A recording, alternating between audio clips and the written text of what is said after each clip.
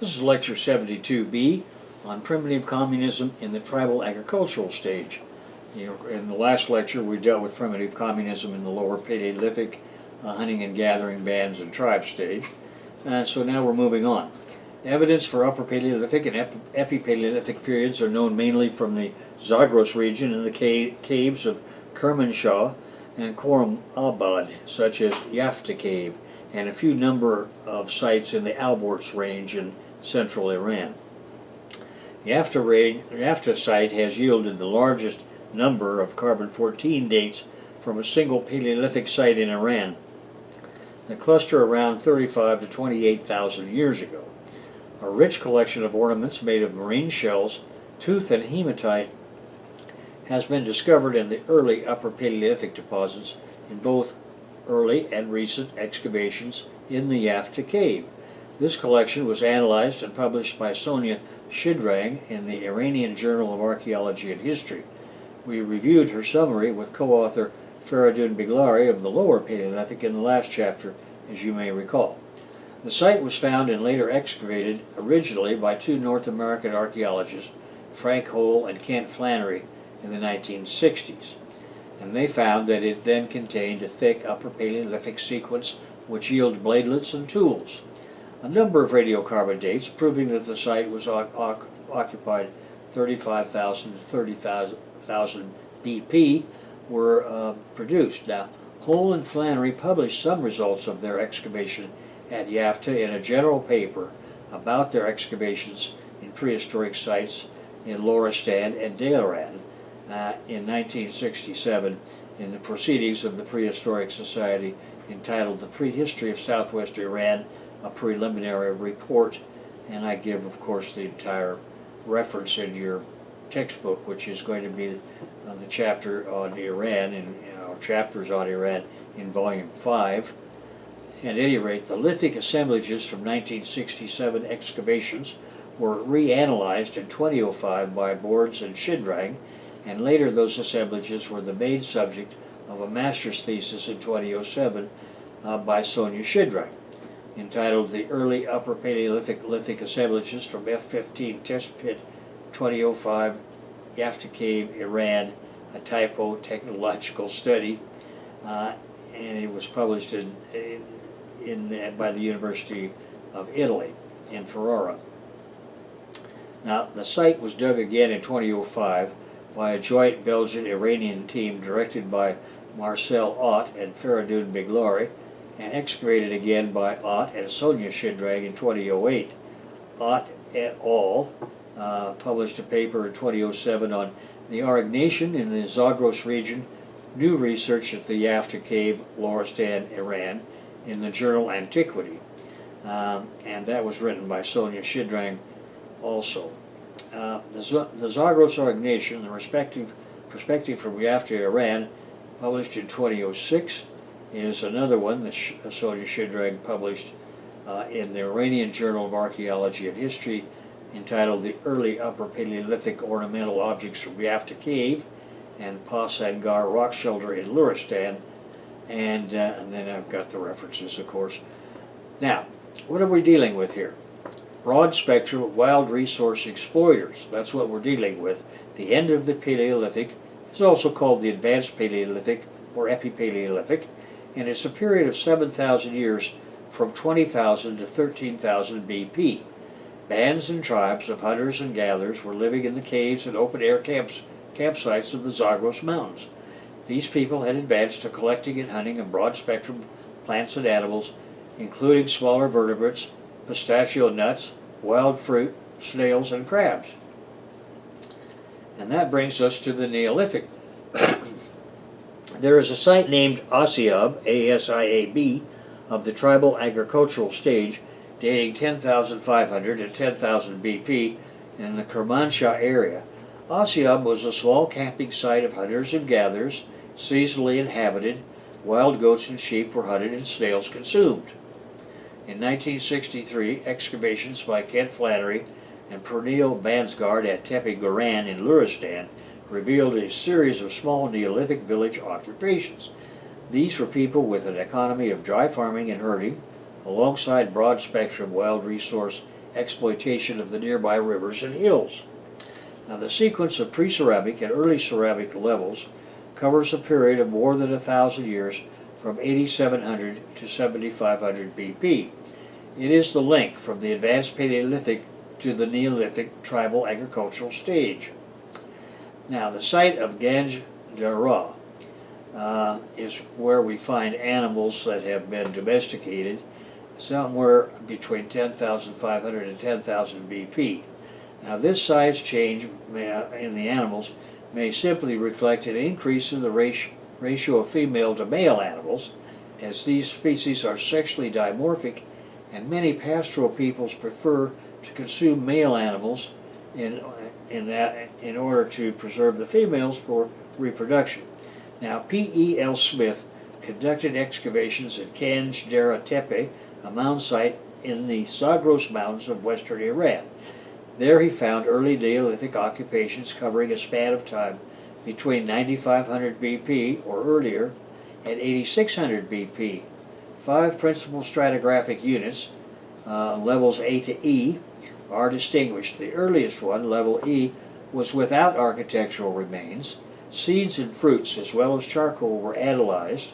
Combined with the paleological, that is, pollen evidence for western Iran, we know a forest steppe environment existed at this time, and people were consuming pistacia, that is, pistachio nuts, almonds of amygdalus variety, various leguminous genera such as astragalus and trigonella and stipa feathergrass, and other grasses. Now, cereal species at Ganj Dareh featured two-row hulled barley coming from both wild and domestic barley species, Hordeum spontaneum and Hordeum distichum. The size class of the lentils, which occur rather frequently, corresponds to that of the wild species. So this is the earliest period of their domestication. Pistachio must have been an important wild food plant, especially in the lower levels. Now, the role of barley in the economy of this site increased in the course of its habitation, is what you would expect. Now, for construction purposes, especially the timber of poplar and or willow was used. Other wood types attested for the site are Pistacia celtis, the hackberry, the prunus type, and the ramus or buckthorn type. The plant husbandry of Ganj Dareh has been compared with that of some other early Neolithic sites by the investigators, and I give the reference.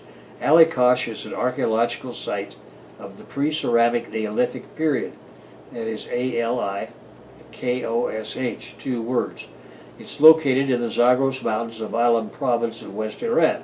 The site is about 135 meters in diameter, with 3 phases of occupation, beginning at 9,500 BP and lasting until 7,500 BP. This represents the phase of early experimentation with sedentary life and horticultural reliance. Ali Kosh has counterparts on the Iraqi side of the modern border at sites such as Karam Shahir and Zawi Shemi Shanidar. At the same time, the oldest evidence for agriculture comes from the hilly flanks of Southwest Asia and along the eastern Mediterranean. There, agriculture came into practice around 11,000 BP, which was at the end of the Younger Dryas cold interval, during which much of the region had been inhabited by wandering, hunting, and gathering bands. With the coming of the warmer climate, people already experimenting with horticulture, herding, and penning could plant their cereal grasses in the newly suitable regions, and in 1,000 years, the more amenable parts of Iran were occupied by these early tribal agriculturalists. The domestication of goats, sheep, cattle, and pigs occurred in northern Mesopotamia, Iran's Zagros Mountains, Kurdistan, and southern Anatolia, that is, Turkey. Along the way, people domesticated wheat, barley, and lentils. Now, this agricultural economy lasted until today. Thus, the Southwest Asian Neolithic began in Iran by 11,000 BP, lasted until 7,500 BP. Iran's earliest Neolithic tribal agricultural stage features handmade, chaff-tempered pottery at 8,500 BP. By 7,500 BP, Sophisticated pottery, with designs painted in black on a buff background, was prevalent. In other words, the final 1,000 years of the Neolithic village life period with agriculture and animal husbandry was accompanied by the evolution of ceramic technology. The Neolithic begins when temperature in Iran, when temperature and rainfall were somewhat higher than today, and that meant excellent conditions for primitive farming with stone and wood hand tools. Thus, Iran's Neolithic tribal villages were in regions where that rain-fed agriculture was possible. Now, these settlements were appropriately separated, with each using the available necessary resources, namely resources of arable land, water, fuel, and a broad spectrum of wild plant and animal food for gathering and hunting. A typical village had 100 inhabitants, more or less, living in houses of unbaked brick or in tents or brush shoulders. Nearby pens kept their livestock, and their agricultural fields were easily accessible. Ethnographically, we have excellent evidence of their lifestyle. Animism without full-time professional specialists characterizes their ideology, as it does with all primitive communist people, as did altruism and egalitarianism in their daily life. Now, in the early Neolithic, that is 11,800, 8,500 BP, it was preceded the use of pottery, although clay finally figurines appear at that early time. So, we know that they knew how to make clay figurines, but they hadn't yet decided to make pots with their clay. Tools were made then of stone, wood, and fiber. Crude figurines such as these were of sheep, goats, pigs, dogs, cattle, and sometimes people, but always made of unbaked clay. Eventually, clay was formed into chaff, C-H-A-F-F, tempered pottery vessels. People sometimes wore bracelets, pendants, and beaded skirts, pierced their lips wearing facial pins, and displayed deliberately deformed skulls. Burials were often placed under house floors or in an open part of the village, sometimes resealed into the walls of an abandoned house. Tools for harvesting crops, butchering, working hides, and other tasks were made from stone, usually flint, while grinding stones, mortars, and pestles were made from limestone. Native pure copper from the central Iranian plateau was hammered into beads and pins. Obsidian from central Anatolia, turquoise from Afghanistan, and shells from the Persian Gulf are found in these Iranian Neolithic sites, which proves widespread contact for trade and intertribal affairs. Our knowledge of the Neolithic comes largely from the central Zagros mountain valleys and adjacent lowlands, and although future exploration and excavation will undoubtedly enlarge this picture, particularly in southern and northeastern Iran, the lowland edge of the Mesopotamian plain, Khuzestan, Dailan, and Kurdistan has the most informative and complete sequences of the Iranian Neolithic. This is because most of central Iran was too arid, and the mountains too rugged or too high to support agriculture. Early farmers were therefore concentrated in the flat, mid-level, and lower valleys of the Zagros, where conditions were most favorable. Northeast Iran, nevertheless, was a heartland for the Neolithic of Southwest Asia that then spread to Afghanistan and Central Asia. More archaeological sites are known. Because of its size and geographical diversity, it's useful to conceive of core areas, each of which is large enough to have fostered distinct and thriving societies throughout the Neolithic and beyond. The principal regions are the northern, the central, and the southern Zagros, the Khuzestan lowland, southern Iran, and the northeastern Kopat-Dag region.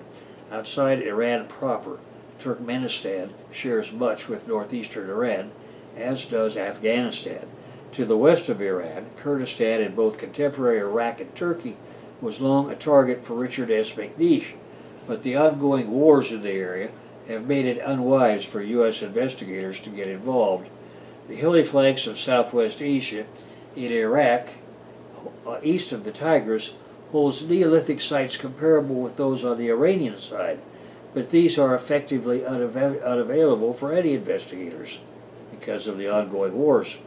The Neolithic from north to south features sites such as Haji Firuz on the Soldus Plain of Azerbaijan, Tepe Zarab on the Kermanshah Plain, Tepe Goran in the Hulan Valley, Tepe Abdul Hossein and Ganj Dera in the high mountains of Luristan, Tal-e-Jari and Tel-e-Mushki in Marv Dasht, Tepe Ali Kash and Choga Sefid in Delaran, and Tepe Tule and Choga Bunut in Khuzestan, pre-ceramic sites in the lowland at the base of the Zagros, and possibly in the Luristan mountains, were numerous but are now buried. Now, the lowland of western Iran. In 1963 and 1969, when Ali Kash and Choga Sefid were excavated, they revealed the longest continuous sequence of Neolithic occupations and the oldest substantial evidence for agriculture and animal husbandry in Iran. Recent information now shows the domestication of goats at Ganj Dera to be 500 years older. Nevertheless, those two sites are the type sites for the first tribal agricultural stage in Iran. Ali Kash has three phases of occupation, two of which occurred before the use of pottery, while Choga Sefid has one pre-pottery phase and extends the series into the Chalcolithic, which is the scientific name from the Copper Stone Age. Two pre-pottery phases, Bus Morda and Ali Kash, exist on the Delaran Plain. These are followed by three pottery Neolithic phases with diagnostic changes in the type and style of the ceramic wares, along with gradual changes in flint tools and house construction. These developments were local, although some pottery is of types that are found in the mountain plains, presumably arriving at Delaran by trade or visitors. The people of Delaran farmed around the edge of seasonally wet or marshy areas, raised goats and sheep, and hunted gazelles and wild donkeys. Taking the site of Choga Golan first, a survey of the Marin Plain north of Delaran, but in the same environment, we have the discovered site of Choga Golan. It is a pre-ceramic Neolithic archaeological site in the foothills of the Zagros Mountains in Iran, located 650 feet from the right bank of the Konjan Cham River. This is a semi-arid region 20 miles north of Meran. Now, Gonga Golan is one of the earliest pre-ceramic Neolithic sites found in Iran, and the people of Choga Golan relied primarily on the cultivation of wild plants and hunting. Choga Golan is notable for the early presence of domesticated emmer wheat that dates 9,800 BP. Choga Golan was excavated by archaeologists from the University of Tübingen and the Iranian Center for the Archaeological Research from 2009 to 2010, and the site is a mound consisting of 26 feet of cultural deposits. The archaeologists divided the site into 11 layers named Archaeological Horizons 1 to 11. Excavations unveiled ochre-painted plaster floors and mud brick walls, along with 10 clay animal figurines. With almost 32,000 charred seed and chaff remains, the high density of seed and chaff remains at Choga Golan is notable when compared to contemporary sites and even later Bronze Age sites. 110 species of plants have been discovered at Choga Golan. The plant assemblage was dominated by specimens from the Poaceae and Fabaceae wild grass families, wild barley, agelops, lentil, lathyrus, pisum, and veseae. In other words, the wild varieties of several Neolithic founder crops were discovered at the site: barley, wheat, lentil, and grass pea. The wild grasses of all types are typical proto-domesticates that were gathered for their seeds and fleshy parts as food items. It was inevitable, was it not, that as they learned more about these plants, they would initiate cultivation of some of them, and this led repeatedly to the tribal agriculturalist villages domesticating the same kinds of cultigens and growing them in gardens, all simultaneously. Now, wild barley was found in every layer of Choga Golan, starting with Archaeological Horizon 11. Before the appearance of domesticated emmer wheat, wild barley was the predominant cereal crop found at Chogagolan, while wheat was rarely found. After around 2,000 years, domesticated emmer first appears at Archaeological Horizon 2 and also is found in Archaeological Horizon 1. After the initial appearance of domesticated emmer wheat became the predominant cereal grain found at the site. The final assemblage at Chogagolan is dominated by ungulates, that is, sheep, goats, gazelle, red deer, pigs, and cattle, followed by fish. The remains of tortoise, hedgehog, red fox, and Eurasian lynx are also found. Now we come to the site of Tepe Tule. Tepe Tule was a campsite of herding people who lived in tent-like structures on the semi-arid steppe of Khuzestan and were dated in 1974 by Frank Hole to 8,200 to 7,900 BP. This is the same time as ceramics were being used elsewhere in Iran. The site, Tepe Tule, is located 10 miles south of Andamesh, Khuzestan, now a considerable distance from any surface water, on that land that was used in historic times exclusively as pasture for migrant tribes. The discovery of stone outlining walls and internal platforms identical to those used by modern herders to store their goods off the ground indicates and confirms that this was a herder's camp. The lack of either sickles or grinding stone reinforces the fact that Tule was not an agricultural site. This means that Tule people practiced limited agriculture elsewhere in Khuzestan and used this site seasonally as pasture. The ceramics, flint tools, and figurines are comparable to those from Deilan and Chogabanut in Khuzestan. And now we come to the site of Chogabonut. Chogabonut is the central part of the Khuzestan plain, and it has a pre-ceramic occupation that leads into early pottery series of the Neolithic occupations. The pre-pottery phase was excavated over only a very small area and exposed a series of fire pits or hearths, but no houses. The archaic zero phase with pottery had small mud brick houses typical of the era. In all respects, the material culture from flint to figurines and grinding stones resembles that from Tepe Alikosh and Tule. At the present, however, pre-ceramic Chogabonut is the oldest site known on the Khuzestan plain. The Neolithic pottery sequence at Chogabonut continues at the nearby site of Chogamish. The archaic 0 to 2 phases parallels the sequence of Deilan, ending with a shift to buffware pottery. And that brings us to the site of Tepe Garan. Several mountain valleys of the central Zagros were surveyed in 1963 by a Danish team. The Tepe Garan site was a small settlement in the Hulelan Valley recorded at that time. Its excavation has produced a sequence from pre-pottery through the early stages of pottery manufacture. The single radiocarbon date from the pre-ceramic component gives it an age of 9,000 BP. The first settlers were seasonal herders using this natural pasture at 2,900 feet above sea level during the winter while living in wooden huts. By 8,200 BP, they had built a permanent village settlement of mud brick houses with Serb-type ceramics. So, what was Serb? It was a seasonal camp of seasonal herding group on the Mahidasht rural district near the contemporary city of Kermanshah. The absence of houses and agricultural implements, along with the preponderance of sheep and goat bones, confirms Serb's seasonality. In recent years, Kurdish tribes which moved into the plain during the summer from their lowland winter camps built summer structures of reeds closely resembling the remains at Serb.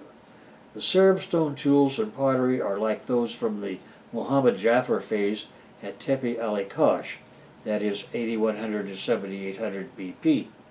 The Mahidasht rural district is on the Khorasan Road, that is the major route from lowland Mesopotamia to the Iranian plateau. It is one of the few natural ways to cross the Zagros Mountains, so trade and intertribal ceremonial relations would have passed this way. Serb features an assemblage of unbaked clay figurines of dogs, sheep, goats, and human females. Radiocarbon dates the site at about 8500 BP, so it is partly contemporary with later Tepe Guran. A subsequent excavation of another part of Serb reveals ceramics from a later Neolithic occupation and traces of mud walling, suggesting a more permanent settlement. Potsherd types with white paint found in the latter settlement are found in the late Neolithic at Chogasefin. Chogasefin is a site in Kyrgyzstan on the Deloran Plain dating to 10,000 BP. Excavation has given us 6 archaeological phases representing some 1,500 years of occupation, and there are unexcavated phases that continue to the end of 6,000 BP. Now, the end of the Neolithic and new ceramics. In any event, the Iranian Neolithic ends with the appearance of 2 new styles of pottery. One is called J-ware and is derived from the Upper Mesopotamian Halaf tradition. This style is found precisely on the Khorasan road route through the Zagros Mountains. The other ceramic style is known as the Dalma tradition, after the site Dalma Tepe in Azerbaijan, where it was first found. It also penetrates the central Zagros, primarily in the Mahidasht rural district and higher valleys on the Khorasan road. Now, a comment on early goat pasturing.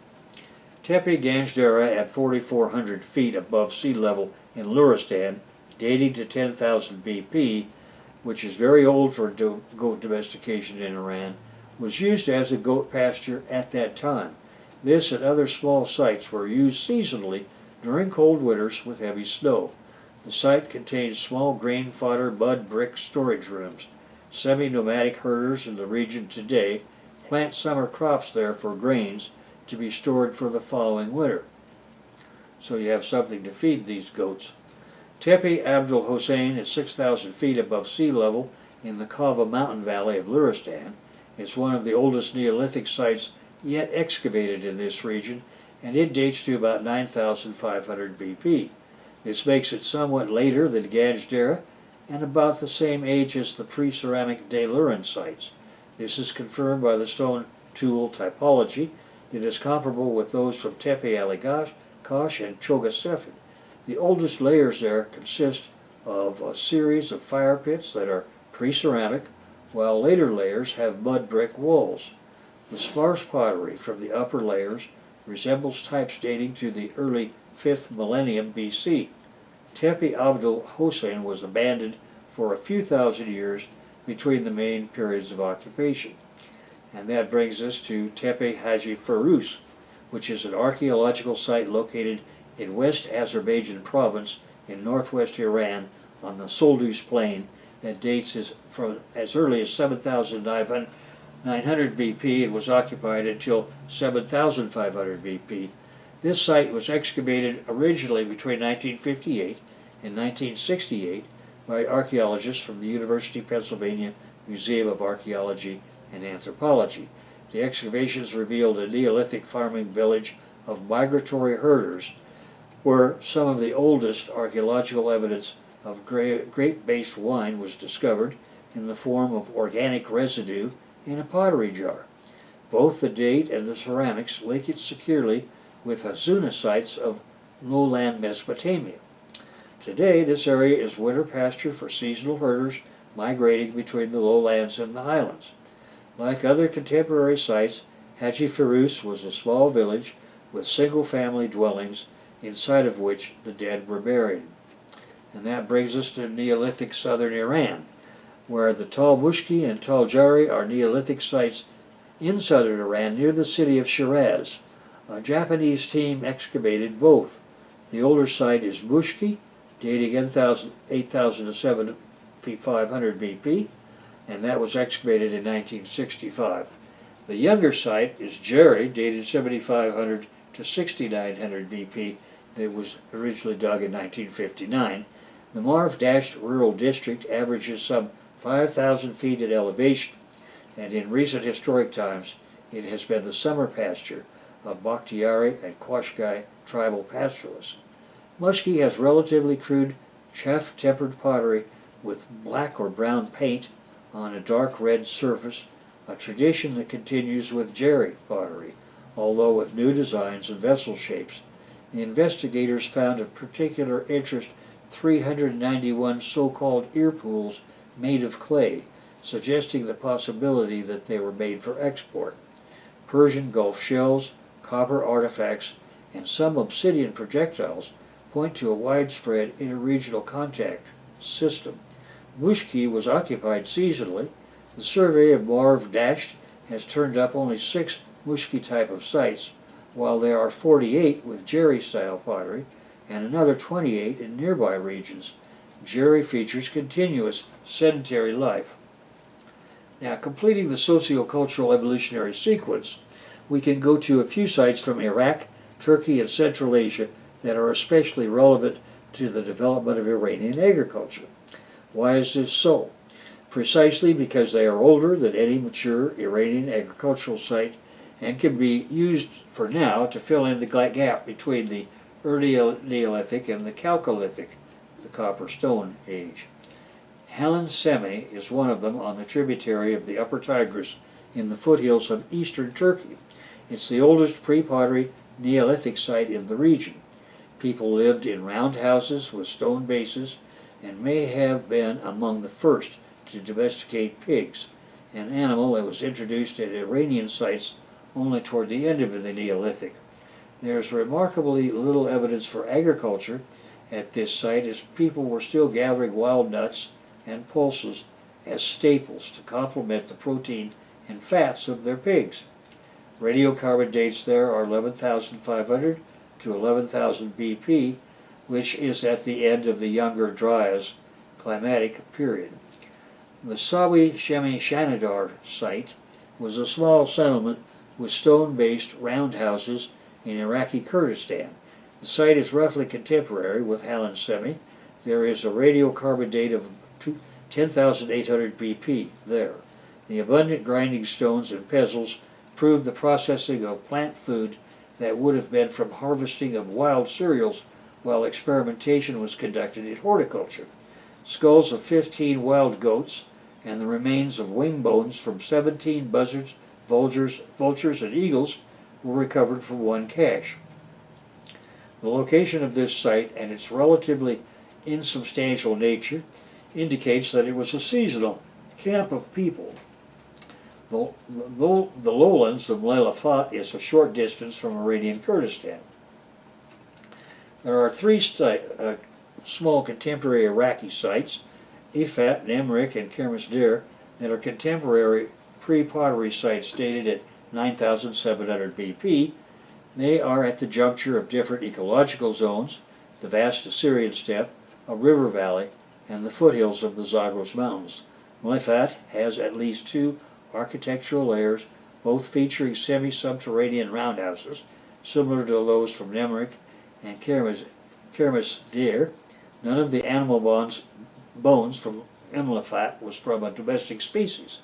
The construction of roundhouses is typical of the early communities of the Near East that have cultivars in horticultural settings, while domestication is not yet apparent. Settlements such as these fill in the gap between pure, broad-spectrum hunting and gathering and true agricultural economies. These sites have the necessary grinding stones, mortars, and pestles for processing plant food. Although these communities were within 60 miles of each other, the artifacts from Lefat more closely resemble those from sites in the Zagros, whereas those at Nemrik and Kermisdir resemble those further to the west.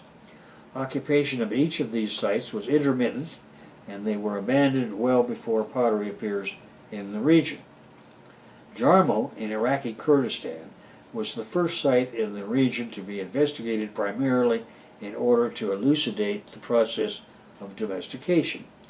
Braidwood's teams found a sequence parallel to that of Tepe Ali-Kosh and Chogasefin. Since it was excavated before flotation methods for the extraction of seed remains had been introduced to archaeology, the site did not yield direct evidence for agriculture, although the presence of tools and permanent houses proves it was an agricultural settlement. The final remains provide an early glimpse of pig, sheep, and goat domestication. The first occupation of the site was pre-ceramic, leading to ceramics in the more recent layers. The stone tools and pottery are comparable and contemporary with those of Tepe Sarab and Ali Kash, although the radiocarbon dates are highly variable and not dependable. Now we come to northeastern Iran and Turkmenistan. The Jeytun sites in Turkmenistan are the oldest evidence to date of the Neolithic in this region. The name comes from Jeytun, on the edge of the Karakum Desert. Rainfall was too low to support cultivation without irrigation. Accordingly, Jeytun took advantage of the benefit of a high water table at a swamp margin and seasonal flooding. In this way, they were able to support cereal cultivation, the herding of sheep and goats, as well as hunting.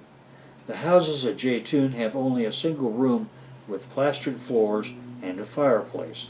The flint tools, figurines, and labrets closely resemble those found at all other early Neolithic sites. However, the pottery has a distinctive design.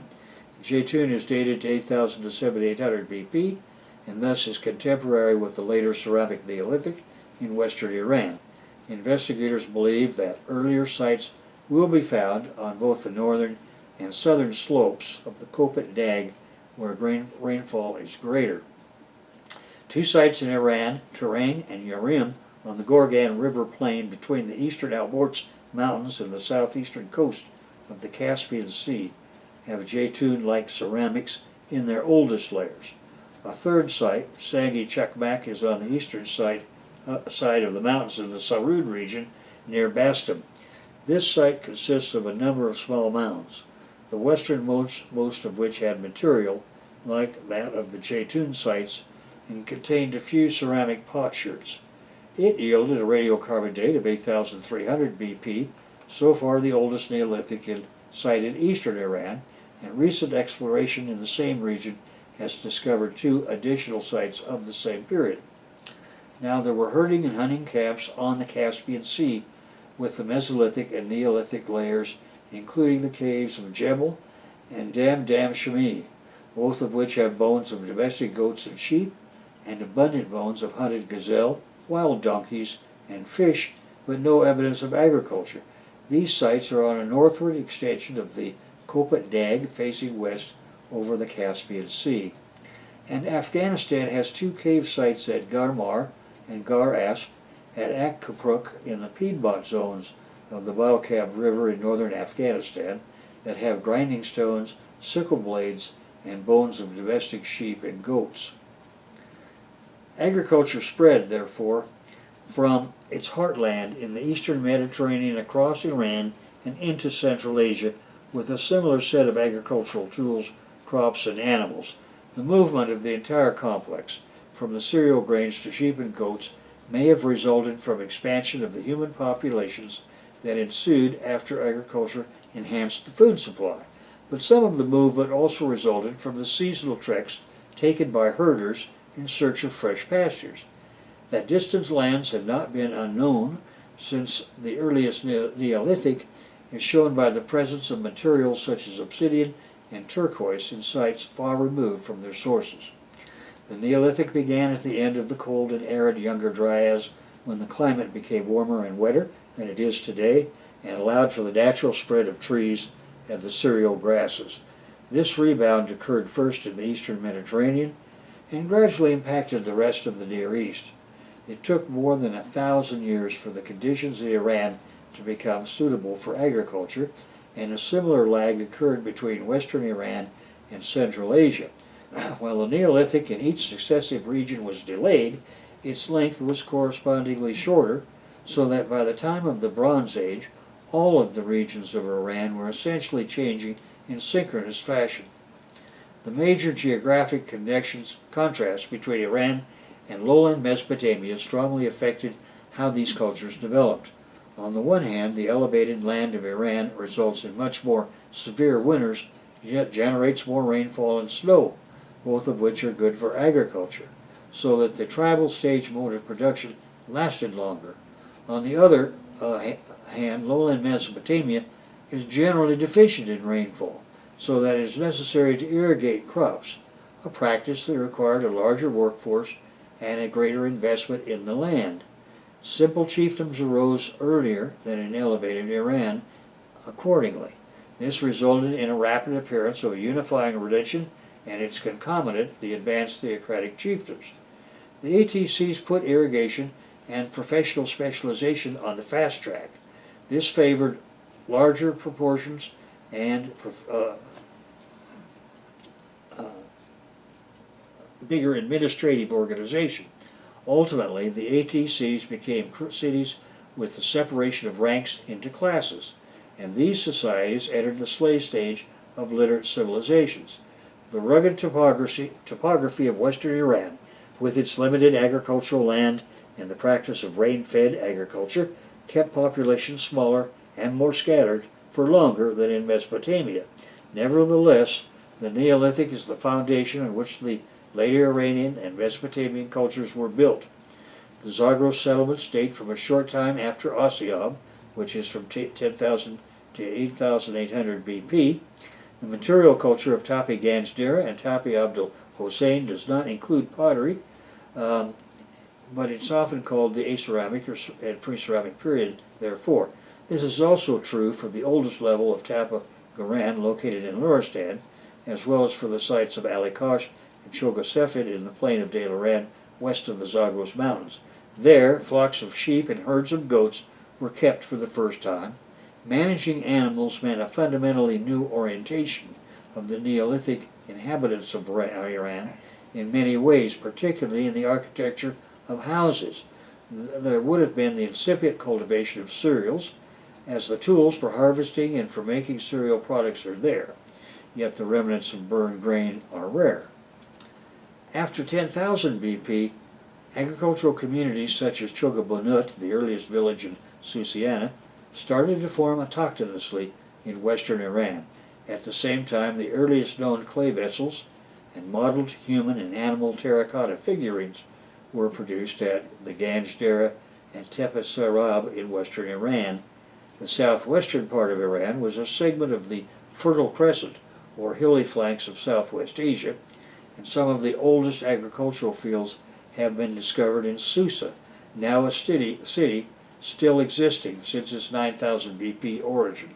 Settlements such as Chogamish, dating back to 8,800 BP, are common. There are 7,000-year-old jars of wine excavated in the Zagros Mountains and ruins of a 7,000-year-old settlement at Sialk. And that brings us to the end of primitive communism. Population always grows in the Neolithic as the agricultural food supply increases, and so it did in Neolithic Iran. So a constant supply of new villages were built. The Neolithic end is characterized by the introduction of irrigation agriculture in the appearance of simple and then ATC-level chiefdoms.